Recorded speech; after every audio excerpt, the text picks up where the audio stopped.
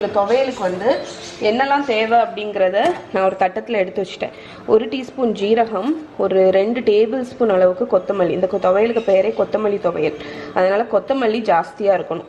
1 கொத்து கருவேப்பிலை, ஒரு 5 வரமிளகா, 1 டீஸ்பூன் மிளகு, பிளாக் பெப்பர், ஒரு 1/4 கப்புக்கு கொஞ்சம் கூட, ஒரு 1/2 கப் நினச்சிக்கோங்களேன் தேங்காய், 4-5 பல்லு பூண்டு, கொஞ்சமாக இஞ்சி.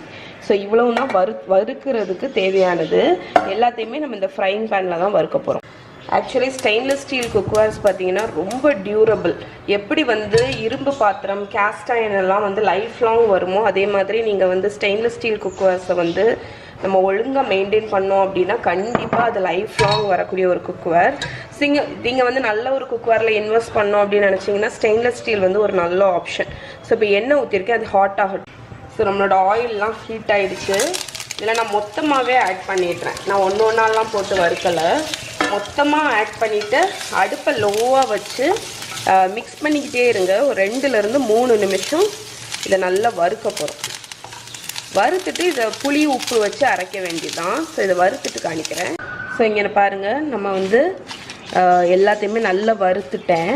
ஒரு 2-3 நிமிஷம் லோ ஃப்ளேமில் வறுத்தா போதும். இப்போ இதை வந்து மிக்சியில் எடுத்துடலாம், மிக்சி ஜாரில். இதுதான் வந்து கொத்தமல்லி துவையல். நாங்கள் வந்து இந்த உளுந்தஞ்சோறு, உளுந்தங்கஞ்சி அதுக்கெல்லாம் வச்சு சாப்பிடுவோம். இப்போ வந்து நான் புளி பேஸ்ட் வச்சுருக்கிறதுனால 1 ஸ்பூன் போட்டிருக்கேன். நீங்கள் வந்து புளினா ஒரு சின்ன துண்டு புளி ஆட் பண்ணிக்கலாம். அதுக்கப்புறமா தேவைக்கு தக்கன உப்பு,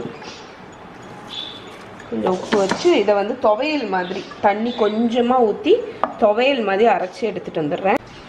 ஓகே ஃப்ரெண்ட்ஸ், நம்ம வந்து துவையலை அரைச்சி வச்சு பாருங்கள்.